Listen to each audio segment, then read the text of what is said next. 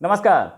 भारत की राजनीति में बार बार दाऊद इब्राहिम के नाम का दैत्य आता रहता है। इससे पहले भी कई बड़े लीडर्स के खिलाफ ऐसे आरोप लगते रहे, लेकिन एक और नाम आज शामिल हो गया। इससे पहले आरोप लगे थे, आज उन्हें गिरफ्तार कर लिया गया।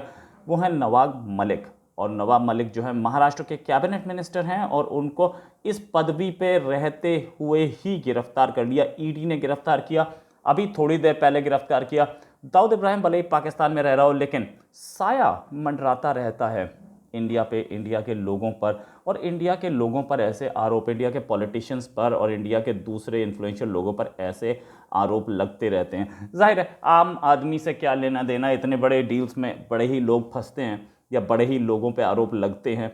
हमें नहीं पता ये आरोप सही है नहीं, लेकिन ईडी ने उन्हें गिरफ्तार किया है। आज सुबह ईडी उनके घर पहुंची थी, सुबह 6 बजे नवाब मलिक के घर। 7:30 तक वहीं पूछताछ हुई और उसके बाद लेके गए ईडी ऑफिस और 8:30 से ईडी ऑफिस में पूछताछ शुरू हो गई। उन पर आरोप है कि उन्होंने दाऊद इब्राहिम के कुछ एड्स यानी दाऊद इब्राहिम के कुछ करीबियों से ज़मीन खरीदी थी और prevention of money laundering act के तहत उनसे पूछताछ की गई और उनसे स्टेटमेंट्स रिकॉर्ड कराए गए। नवाब मलिक की पार्टी और महाराष्ट्र की गवर्नमेंट बोल रही है कि क्योंकि नवाब मलिक बीजेपी का NCB narcotics control bureau, CBI और ईडी के नेक्सस को एक्सपोज कर रहे थे और बीजेपी पे हमले कर रहे थे, इसलिए उन्हें विक्टिम बनाया जा रहा है। लेकिन इससे पहले बीजेपी के former chief minister Devendra Fadnavis ने उनके ऊपर आरोप लगाए थे। 1993 में जो धमाके हुए थे उसमें दो लोग कन्विक्ट हैं, आज भी वो जेल की सजा काट रहे हैं, उन पर टाड़ा लगा था। उनमें से एक थे सरदार शाहवली खान और दूसरे मोहम्मद सलीम इशाक पटेल। इन दोनों से ये दोनों दाऊद इब्राहिम की बहन हसीना पारकर के करीबी थे। इन दोनों से नवाब मलिक एक कंपनी, जिस कंपनी के वो पोर्टफोलियो होल्डर थे, जिस कंपनी में वो ओहदा रखते थे, उस कंपनी ने उसे बोला जा रहा है कि नवाब मलिक की कंपनी थी। उस कंपनी में उनकी नवाब मलिक की पत्नी भी थी, नवाब मलिक के बेटे भी थे, उस कंपनी में सब थे।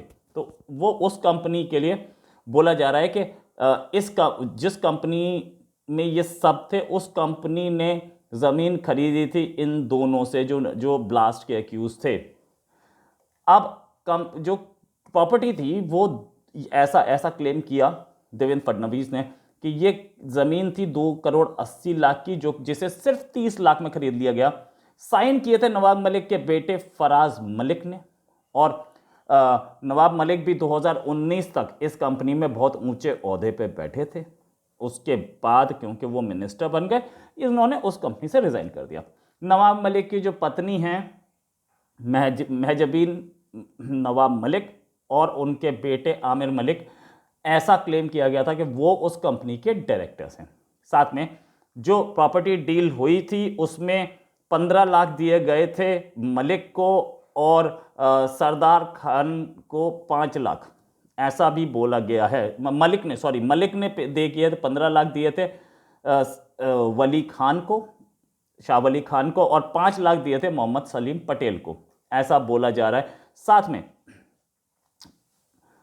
ये ज़मीन इतने सस्ते में 8,500 रुपये पर स्क्वायर मीटर ज़मीन को 25 रुपये पर स्क्वायर मीटर पर बेचा गया।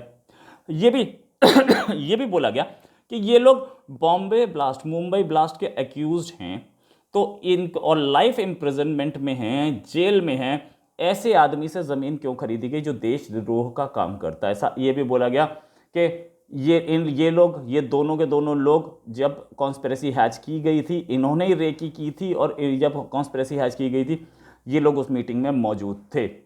इस बेसिस पर गिरफ्तारी हो सकती है अगर ऐसा बोला जाए। इनफैक्ट अभी कुछ दिन पहले दाऊद इब्राहिम का भाई इकबाल कास्कर भी लिया गया था कस्टडी में, और इकबाल कास्कर के भी कुछ स्टेटमेंट्स हैं जिसके बाद नवाब मलिक की अरेस्ट हुआ होगा। हाँ, संजय राउत ने यह ज़रूर बोला, उन्हीं की पार्टी के, उन्होंने बोला कि ये वेंडेटा है, पॉलिटिकल वेंडेटा है। नवाब मलिक जो है वो बीजेपी के खिलाफ काम कर रहे थे, इसलिए उन्हें फंसाया गया है। शरद पवार ने भी बोला कि भाई मुझे इस केस के बारे में कुछ खास पता नहीं है, लेकिन उनके शरद पवार के खिलाफ भी दाऊद इब्राहिम से रिश्ते होने का आरोप लगा था। और जिसको भी फंसाना होता है दाऊद इब्राहिम के खिलाफ ऐसे ही आरोप लगाए जाते हैं दाऊद इब्राहिम के साथ रिश्तों का। ये भी सही बोला उन्होंने, कई बार ऐसा हो चुका है, ऐसा नई चीज़ नहीं है। और जो कास्कर जो कस्टडी में थे उस केस में भी कास्कर से पूछताछ चल रही है, नवाब मलिक को अरेस्ट कर लिया गया, उनसे भी पूछताछ होगी। लेकिन ये दाऊद इब्राहिम का जो ये दानव है ये कई बार इंडिया में आता रहता है और कई बड़े नेताओं पर इसका आरोप लगता रहता है। अब ये तो कोर्ट ही बताएगी कि ये लोग इन्वॉल्व हैं कि नहीं, लेकिन दाऊद इब्राहिम पाकिस्तान में बैठ के इंडिया की राजनीति में इस तरीके के मोड़ ला सकते हैं, या दाऊद इब्राहिम पाकिस्तान में बैठ के इंडिया में अब भी खेल खेल रहा है, ये बात कुछ ज़्यादा सीरियस है। मतलब वो उसके बाद भी ज़मीनें बेच रहा है, उसके बाद भी, इनफैक्ट ये तो खैर ज़मीन पुरानी बिकी हुई है, लेकिन फिर भी 83 ब्लास्ट के बाद ऐसी चीज़ें होनी नहीं चाहिए थी और उसके सारे लोगों को अरेस्ट कर लेना चाहिए था।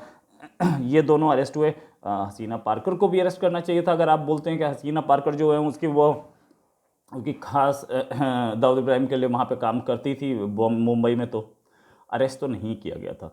इससे कुछ तो गड़बड़ दिखती है। खैर गड़बड़ क्या दिखे, दाऊद इब्राहिम जो है वो बहुत जिसे बोलते हैं अंडरवर्ल्ड का डॉन है और आतंकी है और इंटरनेशनल आतंकी है। गवर्नमेंट ऑफ इंडिया ने भले ही देर से कदम उठाया, लेकिन दाऊद इब्राहिम के सारे लोगों को पकड़ने की कोशिश की गई। नवाब मलिक को विक्टिमाइज किया जा रहा है या नहीं, उनके कोई लिंक्स थे या नहीं, ये तो कोर्ट से ही पता चलेगा। लेकिन अभी तक ये हमें दिख रहा है कि दाऊद इब्राहिम पर अब भी शिकंजा कसा जा रहा है। इसी के साथ एक और खबर के फिर हाजिर होंगे। नमस्कार, जय हिंद।